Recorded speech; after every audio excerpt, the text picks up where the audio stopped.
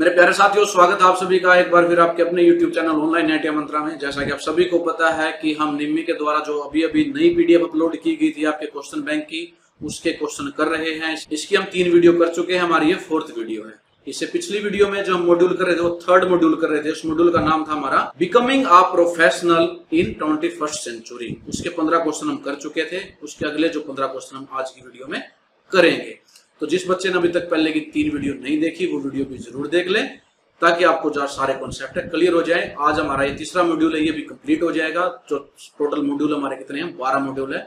मैं एग्जाम से पहले इन सभी को कंप्लीट कराने की कोशिश करूंगा। ये सारे क्वेश्चन जो PDF में इंग्लिश में दिए गए हैं, इन सभी को मैं आपको हिंदी में बहुत अच्छी तरह से समझा के करवाऊंगा, ताकि आप इनको कभी ना भूलो।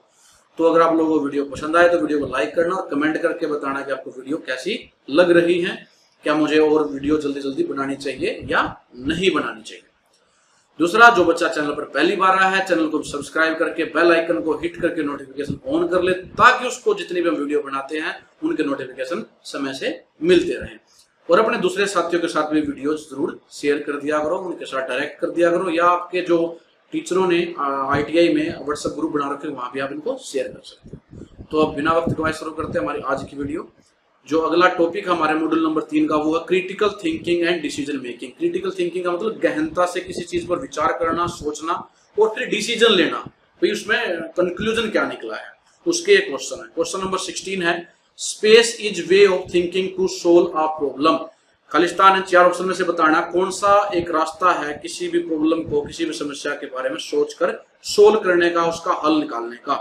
ऑप्शन आपके पास है critical thinking, self confidence, negative attitude या टाइम मैनेजमेंट। तो जो क्रिटिकल थिंकिंग, जैसा कि टॉपिक का नाम भी है, critical thinking is the way of thinking to solve a problem.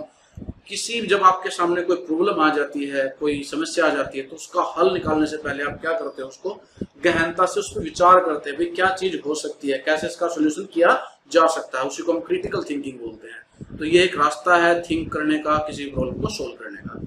तो ये भी हम टिक करेंगे। नेक्स्ट क्वेश्चन है 17, चूजिंग बिटवीन 2 और more option is known as space process. यानी आपके पास 2 या 2 से ज्यादा ऑप्शंस हैं, उनमें से एक को आपने चूज करना है, तो इस प्रोसेस को क्या कहेंगे। ऑप्शन आपके पास है मैन्युफैक्चरिंग, डिसीजन मेकिंग, साइंटिफिक या टेक्निकल। तो जब आपके पास किसी चीज के अलग अलग रास्ते हैं, अलग अलग ऑप्शन है और उनको आप चूज करते हो, तो इस प्रोसेस को बोलते हैं डिसीजन मेकिंग। आपने निर्णय लेना है। तो इस क्वेश्चन का आंसर क्या हो जाएगा हमारा, बी पे हम टिक करेंगे। जैसे 10th करने के बाद आपके पास बहुत सारी ऑप्शन थी। 10th के बाद आपने सोचा होगा मैं ITI करूं, डिप्लोमा करूं, +1 +2 करूं, या मैं कोई और रास्ता अपनाऊं। तो आपके पास बहुत सारी ऑप्शंस थी, तो आपने जो डिसाइड किया वो ITI करने का। तो आपने डिसीजन लिया, तो आपने ITI शुरू कर दिया। तो ये कौन सी प्रोसेस हुई, डिसीजन मेकिंग प्रोसेस हुई। नेक्स्ट क्वेश्चन है 18, which of the following is not a part of decision making. In 4 option में से बताना कौन सा पार्ट नहीं है डिसीजन मेकिंग का। डिसीजन मेकिंग का मतलब समझ गए होंगे, कोई भी निर्णय लेने की प्रोसेस को हम बोलते हैं डिसीजन मेकिंग। तो ऑप्शन देखते हैं इस क्वेश्चन के लिए क्या है। हमने बताना कौन सा पार्ट नहीं है हमारा डिसीजन मेकिंग का। Identifying problem, generate option, implement decision, performance. देखो सभी ऑप्शन को देख लेते हैं। हमें निर्णय लेना है तो उसके लिए पहले आइडेंटिफाई करना पड़ेगा प्रॉब्लम, बिल्कुल ये तो उसका पार्ट हो गया, ये आंसर नहीं होगा क्वेश्चन का। Generate option, yes. फिर आप उस प्रॉब्लम की देखेंगे सोल्व करने की क्या क्या ऑप्शन हो सकती है, कितने रास्ते हैं हमारे पास, ये भी इसी का पार्ट है। इंप्लीमेंट डिसीजन, फिर क्या है, उनमें से चूज करके आप डिसीजन को, उस फैसले को इंप्लीमेंट कर दोगे, ये भी इसी का पार्ट है। नेक्स्ट है परफॉर्मेंस। तो ये परफॉर्मेंस जो है डिसीजन मेकिंग का पार्ट नहीं है। आपकी जो कार्य क्षमता है वो कितनी है डिसीजन मेकिंग में नहीं आएगी। तो इस क्वेश्चन का आंसर क्या हो जाएगा हमारा, डी हो जाएगा। Next question 19, Mannu thinks about a problem well before making any decision. This is the example of. Mannu क्या है, जब उसके सामने कोई प्रॉब्लम आती है तो पहले उस पर बहुत गहनता से विचार करता है, डिसीजन लेने से पहले सोचता है। तो ये किस चीज का एग्जांपल है आपने बताना है। सेल्फ मोटिवेशन का एग्जांपल है, क्रिटिकल थिंकिंग का एग्जांपल है, टाइम मैनेजमेंट का है, या लॉजिकल थिंकिंग का है। तो डिसीजन लेने से पहले प्रॉब्लम के बारे में सोचता है, तो उसको बोलेंगे हम क्रिटिकल थिंकिंग। तो इस क्वेश्चन का आंसर क्या हो जाएगा हमारा, ये हो जाएगा। वो गहनता से उसके बारे में पहले सोचता है किसी भी प्रॉब्लम के बारे में। नेक्स्ट क्वेश्चन है हमारा question number 20, Revathi got a job offer out of a town. She decided to refuse the offer after listing the pros and cons. She followed Khalistan यहाँ स्पेस है प्रोसेस, यानी कि रिवट्ठी को एक जॉब ऑफर मिलता है अपने शहर से बाहर, किसी दूसरे शहर से उसको जॉब का ऑफर मिलता है, फिर वो क्या करता है, उसको रिफ्यूज कर देता है। After listing the pros and con, पहले उसके फायदे देखता है उस जॉब के पूरे के, फिर उसके नुकसान देखता है, क्या क्या उसको नुकसान हो सकते हैं अपने शहर से बाहर नौकरी करने के, तो फायदे नुकसान देखने के बाद उसको रिफ्यूज कर देता है। तो इस पूरी प्रोसेस को हम क्या कहेंगे, ये पूछा गया है। ऑप्शन आपके पास है decision making, positive attitude, conflict resolution या नेगेटिव एटीट्यूड। तो इस पूरी प्रोसेस को हम बोलेंगे डिसीजन मेकिंग। तो उसने जितनी उसके पास ऑप्शन थी, उनके फायदे क्या थे, नुकसान क्या थे, सभी के बारे में विचार किया, फिर उसने अपना डिसीजन लिया। तो ये क्या कहलाएगी, डिसीजन मेकिंग। तो इस क्वेश्चन का आंसर क्या हो जाएगा, हमारा ए हो जाएगा। नेक्स्ट है इसी मॉड्यूल का हमारा टॉपिक, उसे क्वेश्चन देखते हैं। Time management in the work place, work place पे कैसे आप टाइम को मैनेज करोगे, उसके क्वेश्चन है। Question number 21, what is the advantage of time management. सबसे पहले आपने यही बताना है कि आपको टाइम जो वक्त है उसको मैनेज करने के क्या फायदे हैं। Complete task on the time, जो आपके कार्य हैं उनको समय पर कंप्लीट कर दोगे। अचीव डेली गोल, जो आपके डेली के लक्ष्य हैं उनको प्राप्त करोगे। रिड्यूस स्ट्रेस, जो आपका तनाव वो कम होगा, या ऑल ऑफ दीज। तो इस क्वेश्चन का आंसर क्या हो जाएगा, डी हो जाएगा, ऑल ऑफ दीज। यस, अगर आप टाइम मैनेजमेंट में सही हो तो उसके क्या क्या एडवांटेज हैं, जो आपका काम है वो समय पर पूरा हो जाएगा, आपके जो लक्ष्य हैं डेली के वो कंप्लीट हो जाएंगे, और आपका जो स्ट्रेस है, तनाव वो क्या होगा, कम होगा। तो आप जैसे आपने सुबह आपने ये डिसाइड किया कि मैं 2 चैप्टर पढ़ूंगा किसी भी टॉपिक के या किसी भी सब्जेक्ट के, आपने वो दोनों टॉपिकों का टाइम मैनेजमेंट कर लिया कि 12 बजे से 2 बजे के बीच में पढ़ूंगा। अगर आपने टाइम मैनेजमेंट आपका अच्छा है तो 2 घंटे में उसको कंप्लीट भी कर दोगे, वो आपके गोल भी अचीव हो जाएंगे और आपको एक अच्छा फील होगा, जिससे आपका स्ट्रेस भी कम होगा। तो सारे क्या है, टाइम मैनेजमेंट के एडवांटेज है। Next 22, good time management help in improving space at work. जो टाइम मैनेजमेंट है वो किस चीज को इंप्रूव करने में, बढ़ाने में आपकी हेल्प करता है आपके काम में। ऑप्शन आपके पास है वीकनेस, परफॉर्मेंस, स्ट्रेस या प्रेशर। तो टाइम मैनेजमेंट जो है वो आपके जो परफॉर्मेंस, आपकी कार्य क्षमता है उसको इंप्रूव करने में, बढ़ाने में आपकी मदद करता है। तो इस क्वेश्चन का आंसर क्या हो जाएगा, हमारा बी हो जाएगा। नेक्स्ट क्वेश्चन है 23, the block of work time is called space technique. जो वर्क टाइम के ब्लॉक होते हैं, छोटे छोटे हिस्से करते हैं, उसको हम क्या कहते हैं। ऑप्शन आपके पास है डोरो, पोमो, पोमोडोरो या डोमो। तो जो वर्क टाइम के हम ब्लॉक बनाते हैं, छोटे हिस्से करते हैं, उसको हम बोलते हैं पोमोडोरा, और इस टेक्निक को बोलते हैं पोमोडोरा टेक्निक। तो इस क्वेश्चन का आंसर क्या हो जाएगा, सी हो जाएगा। इसमें हम क्या करते हैं, जो आपके टास्क है, वर्क है, उसको हम छोटे छोटे अलग अलग हिस्सों में डिवाइड कर लेते हैं, 20-20, 25-25 मिनट के ब्लॉक बना लेते हैं। हम अपने आप से करते हैं कि इस काम को 25 मिनट करने के बाद मैं 5 मिनट का ब्रेक लूंगा, फिर 25 मिनट काम करूंगा, फिर ब्रेक लूंगा, फिर 25 मिनट काम करूंगा। ऐसे वो अलग अलग ब्लॉक बना के उस काम को कंप्लीट कर देता है। तो इस टेक्निक को हम बोलते हैं पोमोडोरा टेक्निक।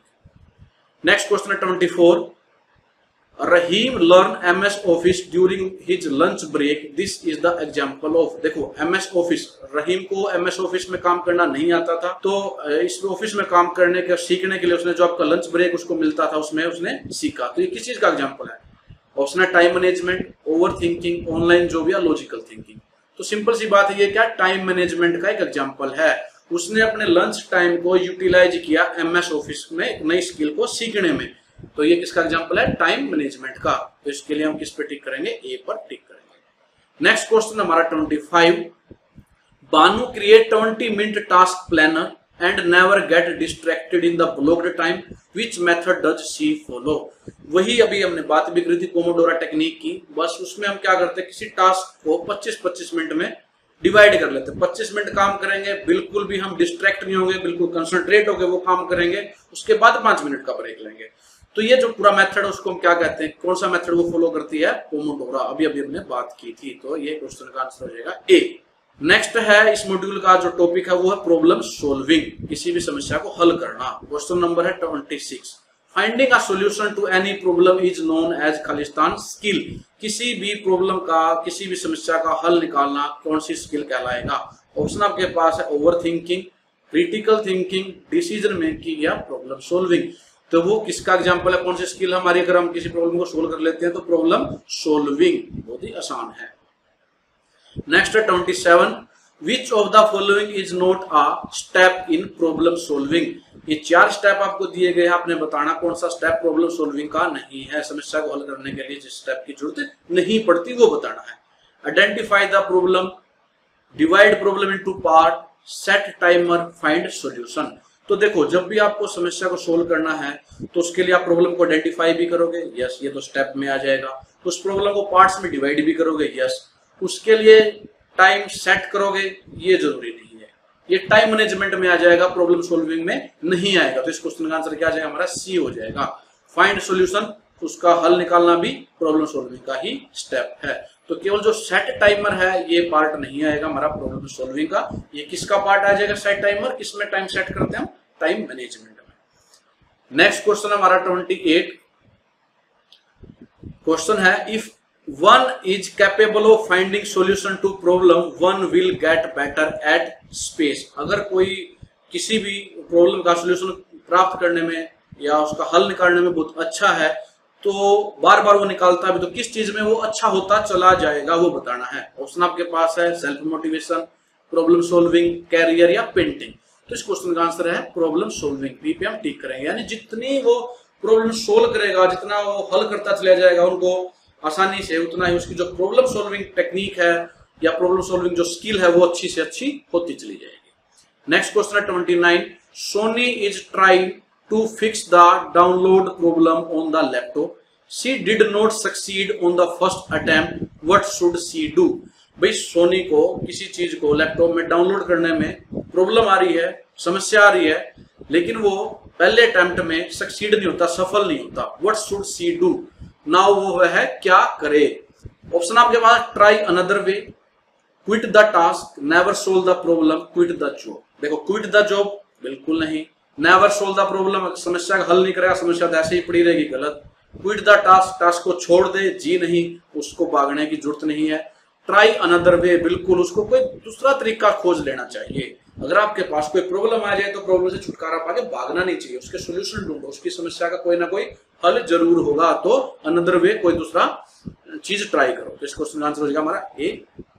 नेक्स्ट क्वेश्चन इस मॉड्यूल का लास्ट क्वेश्चन है 30, Steve's mother told him that the mixer grinder is not working. What should be his first step in order to solve the problem? Steve की माँ ने उसको बताया कि जो हमारा मिक्सर ग्राइंडर है वो काम नहीं कर रहा है, खराब है।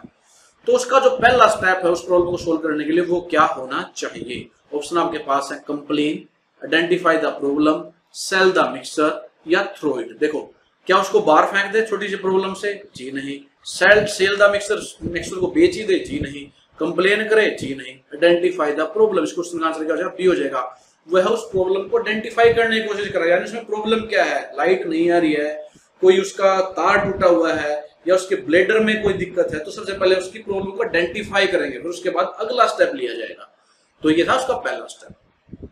तो मेरे प्यारे साथियों, ये थे हमारे 3 मॉड्यूल के क्वेश्चन। तो 3 मॉड्यूल हमने कंप्लीट कर चुके हैं। इससे अगली वीडियो में 4th मॉड्यूल करेंगे। अगर आप लोगों को ये सारे वीडियो और क्वेश्चन पसंद आ रहे हैं तो प्लीज वीडियो को लाइक जरूर कर दे, कमेंट करके बताएं आपको वीडियो कैसी लगी और अपने दूसरे साथियों के साथ भी वीडियो को शेयर कर दे। आपके लाइक, कमेंट और शेयर करने से हमारा मोटिवेशन बढ़ता है और हम जल्दी जल्दी ये वीडियोस लेकर आते हैं। तो लाइक, कमेंट और शेयर जरूर करें ताकि हम इस पूरी जितनी पीडीएफ में क्वेश्चन है सभी को जल्दी से जल्दी कंप्लीट कर दे आपके एग्जाम से पहले और आप अच्छे से अच्छे मार्क्स लेकर उनमें पास हो जाओ। तो धन्यवाद आप सभी का वीडियो देखने के लिए। जल्द ही मिलेंगे अपनी नेक्स्ट वीडियो में, तब तक के लिए जय हिंद।